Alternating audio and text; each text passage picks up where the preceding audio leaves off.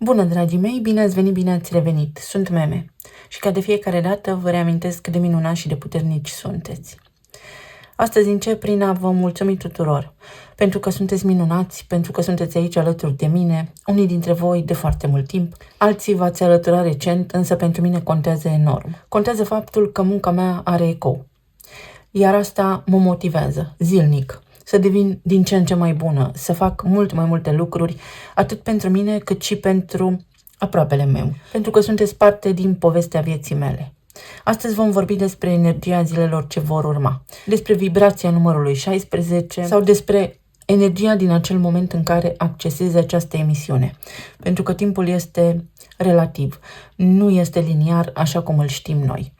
Vorbim despre energia ce ne înconjoară în acest moment, despre tranzitele actuale, aceste tranzite și aceste planete și aceste arhetipuri, semne astrologice care nu sunt altceva decât frecvențe. Frecvențe care ne influențează atunci când se reunesc în dialoguri. Când auziți că o planetă este în conjuncție cu altă planetă, în sextil, în trigon, în opoziție, quadratură și așa mai departe, este ca și când se întâlnesc frecvențele și de acolo iese o poveste. Se întâmplă niște lucruri pentru fiecare dintre noi în parte, mai ales pentru aceia dintre noi care de cele mai multe ori rămân indiferenți la ceea ce se petrece în jur. Despre asta ne vorbește și vibrația lui 16, prin perspectiva cheilor genelor, desigur, și anume despre măiestrie, despre indiferență sau versatilitate.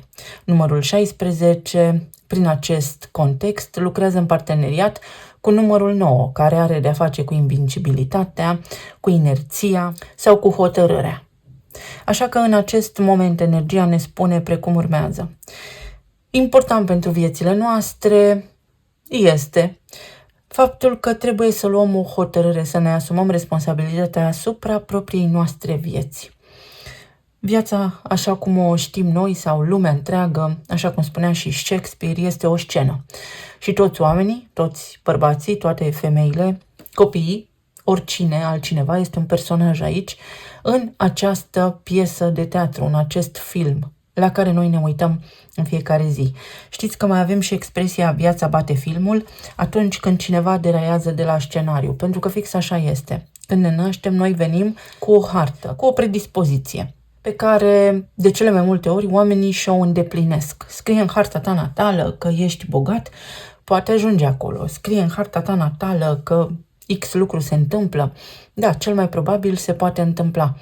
Însă, ce este fascinant în tot acest proces este faptul că, deși viața este ca un algoritm, ca un scenariu scris de cineva, predestinarea aceasta se poate schimba.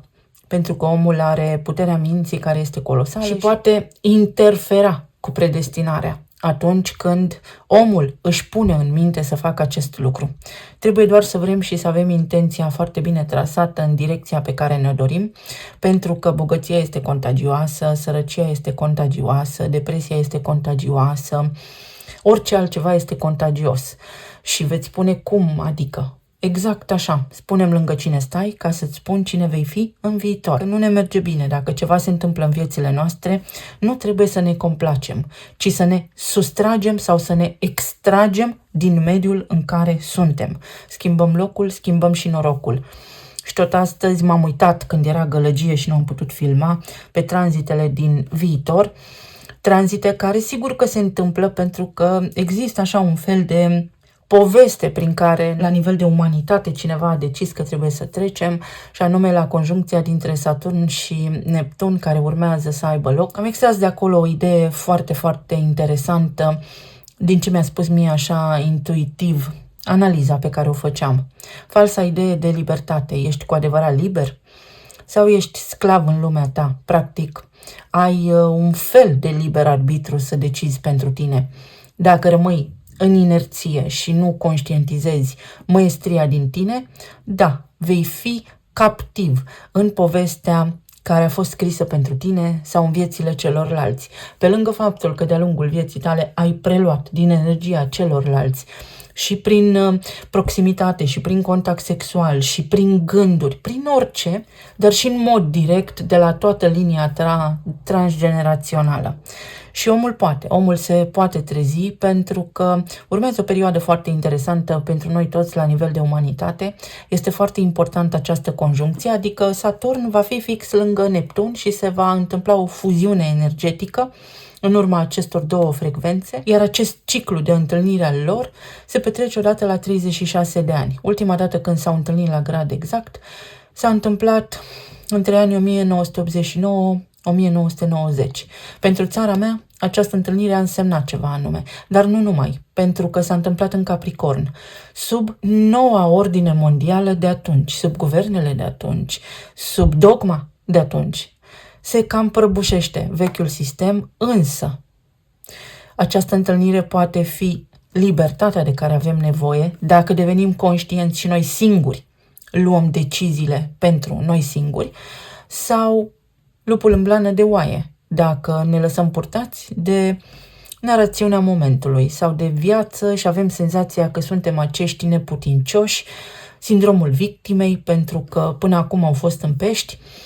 Acum, în berbec, este vorba despre eroi, despre supereroi sau despre eroul din tine.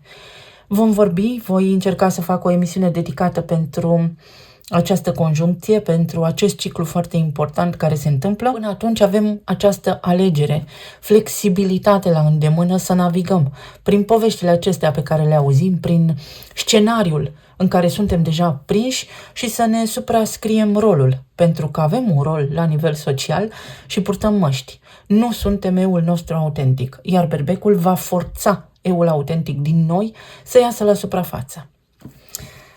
Să vedem ce ne spune energia pentru acest moment din spațiu și din timp. Orizontul îndepărtat și numărul 36. Acest tranzit va fi cu siguranță foarte important pentru noi toți, atât la nivel de colectiv cât și la nivel personal. Omul matur. Poate fi vorba despre schimbare. Schimbarea care are legătură cu patriarhatul, cu tot ceea ce este instituție publică condusă de energia masculină, de la religii, guverne, zonă politică și așa mai departe. Plus că s-ar putea să vedem începând cu această perioadă un mare progres și la nivel de tehnologie, pentru că îl vom avea și pe Pluton învărsător implicat acolo. Știți că se vorbește despre transumanism și Neuralink și așa mai departe. Și venituri neașteptate. Posibil să vedem primele semne în direcția revoluției financiare, pentru că este mai mult decât o criză ce traversăm noi acum, având în vedere încercarea sau, pașii mărunți, subtili, nevăzuți, care se fac către digitalizarea pieței financiare. Pot fi următorii 9 ani foarte importanți din acest ciclu, sau poate fi o perioadă în care vom fi puțin zguduiți așa la nivel percepție, pentru că suntem prinși într-o percepție programată. Din nou am avut bruiaj în sunet, dar nu contează. Așteptăm să treacă și reiau ideile. În consecință, aici avem o persoană oficială. Pot apărea vești, situații care sunt de natură oficială pentru tine, lucruri foarte importante pe care le poți rezolva, responsabilitatea pe care ți-o poți acum asuma asupra propriei tale vieți, știindu-ți valoarea, prin a începe să descoperi cine ești tu cu adevărat. Pentru că berbecul înseamnă identitate, cine sunt, și poți să-ți dai seama că ai fost păcălit sau că a fost o întreagă poveste, că este o întreagă, să spunem, situație plină de mister în ceea ce privește identitatea ta. Poate fi vorba despre vreun test de ADN, poate fi vorba despre regăsirea unor rude, despre reunirea unei familii, sau poate fi vorba despre ceva la nivel politic, despre niște situații care au legătură cu planul financiar, despre situații care au legătură cu autoritățile sau despre procesul acesta prin care începi să te reconstruiești. Numărul 22, în esență, ni-l dă pe 4. Și nu știu dacă în toate țările se juca, dar mi-a venit zilele trecute în minte jocul Macao. Și la un moment dat, când apărea cartea 4, următorul după tine, dacă tu puneai pe masă numărul 4, însemna că stă o tură.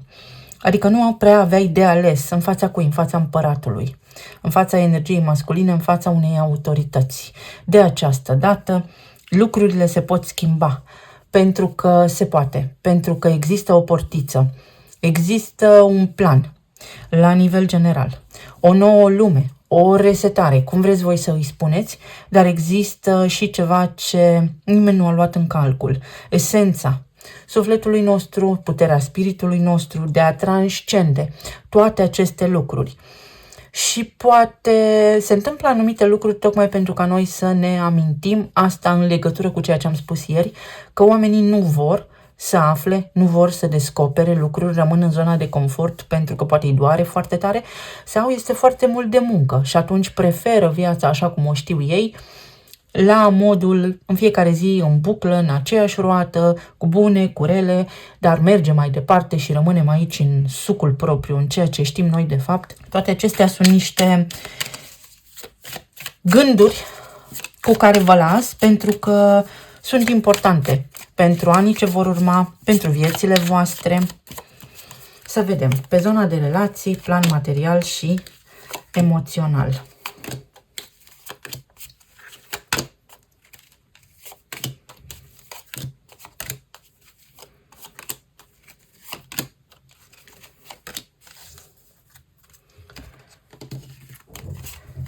Sub această conjuncție, să știți că foarte, foarte multe persoane publice vor fi demascate. Unii pe la închisoare, alții... Multe complicații. Multe situații care ne vor șoca. Pe zona de relații, uite și aici avem o resetare și anume asumarea propriului nostru eu autentic, eliberarea de frici și de traumă.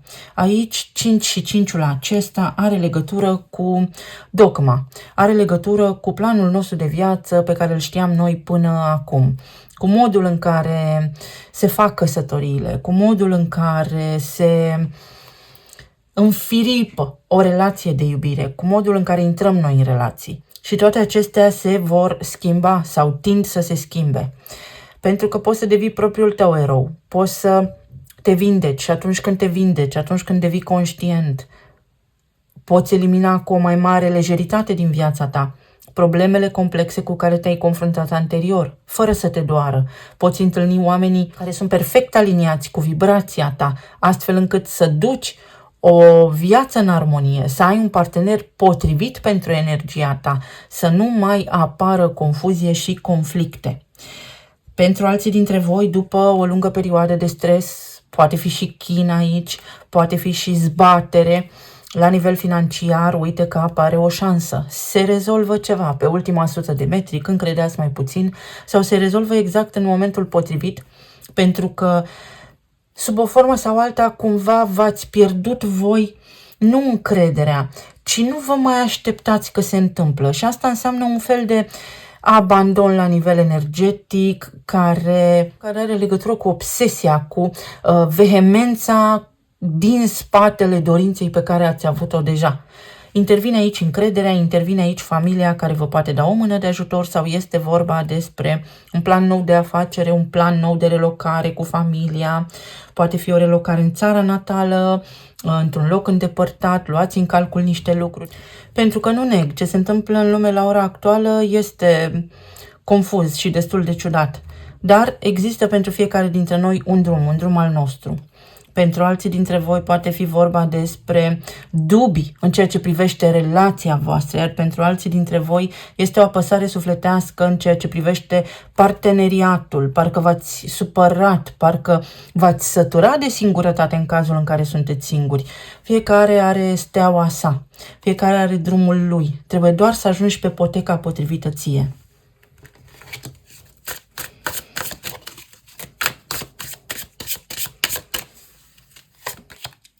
Regina de Spade este o carte a rațiunii, este o carte a separării pe de-o parte, este o separare mai blândă poate pentru unii dintre voi sau este o concluzie, este o nevoie de a lua o hotărâre care să nu vă dea viețile peste cap, dar care implică o relocare, care implică o afacere. Este timpul să faceți niște lucruri pentru că știți că nu va veni nimeni din exterior să le facă pentru voi.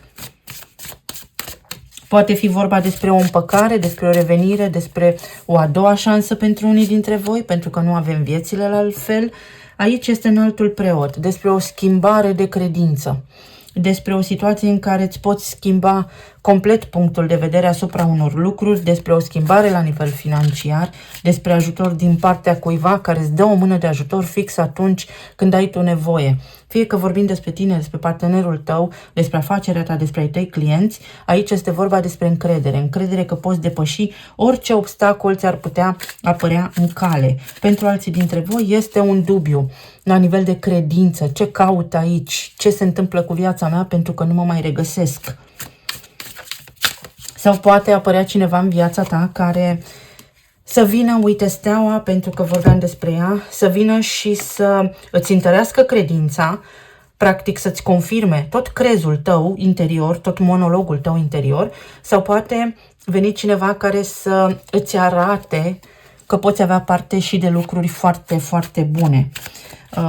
Regina de spade pentru mine este și cartea divorțului, dar este și o ameliorare și o mediere și o discuție care poate avea loc și se poate preveni ceva. Pentru alții dintre voi este o șansă la nivel financiar neașteptată să rezolvați ceva pe ultima 100 de metri. Există un salvator, un erou aici, o rază de soare în viețile voastre pe care o așteptați de ceva vreme și care acum se poate întâmpla concret în viețile voastre. Avem un bec. Un moment de epifanie, 26, de nicăieri. Un om care vă ajută de la depărtare sau poate fi vorba despre un eveniment surpriză, ceva extraordinar de bun, dar complet neașteptat.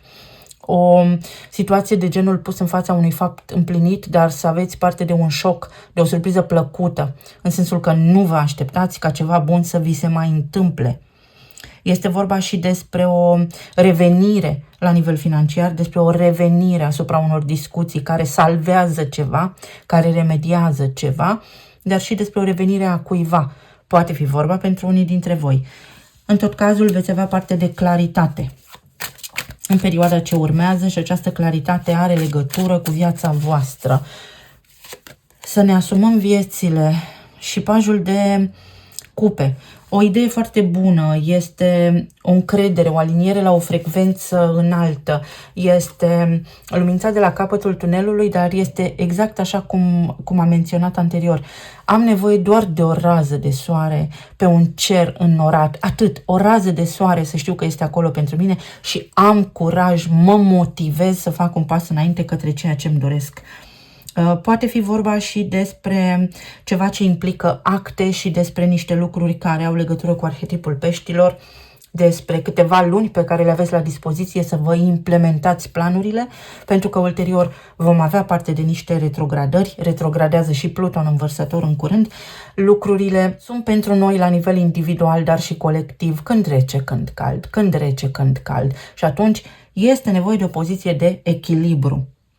Veți afla ceva, aflați o veste minunată, cineva vă dă un sfat extraordinar de bun, este un pont aici, un pont pe care cineva vi-l dă și vă schimbă viața. Sigur că pentru aceia dintre voi care sunteți aliniați la această frecvență, pentru că eu citesc energia din câmpul colectiv, nu viețile fiecăruia dintre voi în parte. Mai departe, la nivel de plan material, agitație, promisiuni, sunt sătul de tot și de toate, parcă sunt și obosit. Am nevoie de altceva, simt nevoia de mai mult. Și poate apărea aici o idee.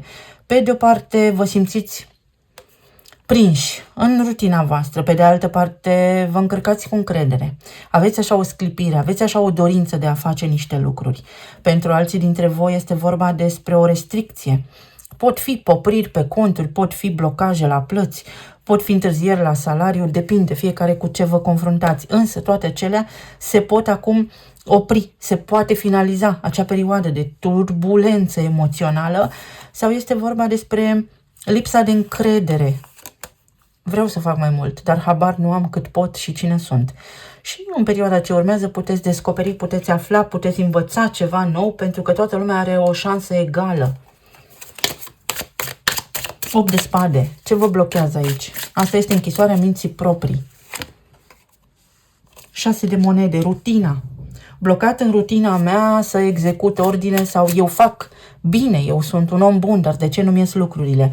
Pentru că simți rușine, vină, teamă, frică, anxietate, pentru că ai principii, ai morală, dar simți rușină, vină, teamă și pentru că vibrezi jos. Regele de monede. Te poate ajuta cineva să te ridici sau încet de la zi la zi te poți reprograma la nivel neuronal să devii din ce în ce mai bun și să reușești. Aici este o reușită la nivel financiar. Ai o nouă încercare și de această dată îți iese. Și pajul de monede. Ai 3 paje aici. Ești în fața unui început. Ce-ți lipsește? Pajul de cupe pe care îl ai aici. Deci, ești într-un punct în care această mare resetare pe tine te poate favoriza foarte mult. Ca în anul 1990, când foarte mulți oameni s-au îmbogățit. Pentru că au avut pontul. 2 de spade. Atât că ești foarte anxios. Uite, exact ce spuneam, dar ai asul de bâte aici. Nu te oprește nimeni. În sensul că Marte, în leu, te va ajuta în acest moment să ții vibrația sus, să mergi înainte, să mai poți puțin atunci când crezi că nu mai poți deloc și să mergi înainte pentru că pentru tine există aici ceva extraordinar de bun. Trebuie doar să ajungi la destinație. Poate fi o propunere, o mărire, un examen la care mergi, un rol, un interviu la care mergi, o situație oficială cu autorități, cu ceva public, cu ceva care implică avocați, etc. Dar de unde se rezolvă? Da, sigur că s-ar putea să dureze puțin dacă etapa la care ești este aceea de paj. Mai durează puțin, dar când se rezolvă bine. La nivel emoțional ai magicianul, regele de bâte, judecata și regina de bâte. Perechea potrivită, oamenii potriviți alături de tine și alături de care să mergi mai departe. Este cineva aici care, de o parte, pe unii dintre voi vă trage la răspundere în sensul că vă trezește la realitate, vă spune adevărul. Și acel adevăr este ca și când vă trezește la realitate, iar pentru alții dintre voi este un cuplu sau sunt niște prieteni care vă dau o mână de ajutor să mai încercați odată ceva. Pentru alții dintre voi este un lucru care devine posibil, dar șansele ca acel lucru să se întâmple erau foarte mici. Și în sfârșit vei vedea că prin puterea credinței tale, și nu vorbesc despre credința dogmatică, ci despre energie, vibrație, frecvență, vei putea să reușești să îți creezi un cadru potrivit prin care să ai parte de manifestarea la care te gândești tu acum. Pentru alții dintre voi este vorba despre o aliniere, despre accesarea unei poziții de putere, despre puterea de a te vindeca, energia masculină, energia feminină din tine, despre faptul că trebuie să faci tu singur ceva, ăsta e drumul tău, e calea ta, poate nu te poate ajuta nimeni în acest moment, dar tu singur ai de făcut anumiți pași pentru a putea reuși ceea ce ți-ai propus, pentru că altminteri s-ar putea să ai în jurul tău oameni, dar care nu au energia potrivită să te ajute.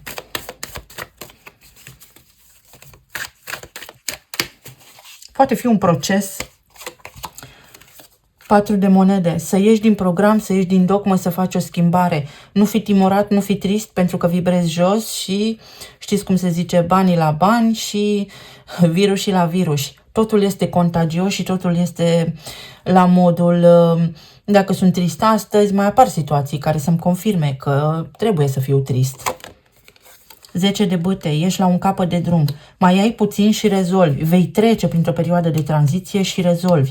Dacă anul acesta ți se pare imposibil, în anul ce urmează poți rescrie viața, rescrie istoria ta și a cuiva drag. Pentru alții dintre voi este o șansă de împăcare, chiar dacă poate persoana respectivă în acest moment este indisponibilă.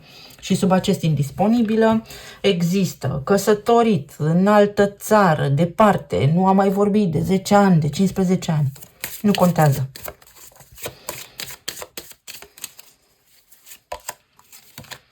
Momentul în care tu te ridici, este smerenie aici, dar este și curaj. Am curajul pentru că știu cine sunt. Este o persoană aici care a făcut niște lucruri crezând că acel drum este potrivit, crezând că niște lucruri așa se fac, dar între timp viața i-a demonstrat că poate nu a fost drumul corect pentru sine. Și acum toate acele lucruri se pot relua. Aceeași carte ca și la energia săptămânală.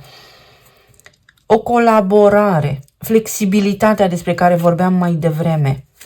Măreția ta vine din flexibilitate, din adaptare. Adaptează-te și când ești obosit, odihnește-te, când ai ceva de făcut, fă-o. Decepția. Decepția lui Neptun, de care poate ai avut parte victima. Noi am fost toți în sindromul salvatorului, în sindromul impostorului, sub arhetipul peștilor, în era peștilor. Am avut nevoie de un salvator pentru că noi eram incapabili să facem singuri pentru noi niște lucruri anume. Și acum apar supereroii. Moving back in, se mută înapoi. Ori vă reveniți voi cu totul așa în această viață sau trebuie să vă reveniți pentru că viitorul acesta este complex și credeți-mă că știu aici ce spun, dar este mult de explicat, o vom lua din aproape în aproape. Oricineva se poate muta înapoi acasă. Atenție că pot exista și situații în care să negociați acele lucruri, întoarcerea, împăcarea, etc., dar să fie de fapt această idee a lupului îmbrăcat în haină de oaie. Fiți atenți, aici avem din nou numărul 4. Mai încercați odată, mai stai o tură ca la Macao, dar oare este bine sau nu? Și aici voi veți ști, fiecare dintre voi, dacă mai așteptați sau poate ați avut așteptări de la cineva care v-a înșelat profund și acum a venit vremea să vă adaptați, să treceți peste și să mergeți mai departe, pentru că așa vă reveniți și ieșiți din această stare de victimă și veți putea fi un erou, un supererou, adică parte de succes puteți să aveți aici. Potențialul este major și din nou nu vorbesc despre viețile fiecăruia dintre voi în parte, ci despre un potențial pe care îl citesc din câmpul mentalului colectiv. Ghimpi. Exact ce spuneam, coroana de spini. Știm bine de la ce vine această idee și de la temperanța. Am tăcut și am acceptat niște lucruri până acum. Însă, de acum înainte, chiar dacă mă doare, iau coroana de spini de pe cap și merg mai departe, eliberându-mă de tot. Nu sunt salvatorul nimănui, nu trebuie să car pe nimeni în spate, ci trebuie să merg mai departe, având grijă de mine. Și apoi, având eu grijă de mine, pe drumul meu vor mai fi și alții care au grijă de sine și ne vom întâlni, dar compleți. Nu în relații de codependență, nu în stări de depresie și anxietate. La nivel de sănătate, având magicianul aici, atenție la plămâni, la aer, tristețe, foarte multă tristețe în așteptarea unor vremuri mai bune. Vremuri mai bune care nu par să apară decât dacă le facem noi toți la oaltă. Este nevoie de noi toți pentru ca viața să devină mai bună, nu doar de unul. Și s-ar putea să trăim niște vremuri în care apar diversi salvatori, oameni politici, guru, persoane publice, mai știu eu cine, care să spună am eu soluția pentru tine. Greșit. Nimeni nu o să aibă niciodată soluția pentru viața ta în afară de tine. Nevoie de vindecare, nu de pansament. Și vindecarea vine doar prin tine și prin puterea minții tale. Vedem ce ne spun și talismanele.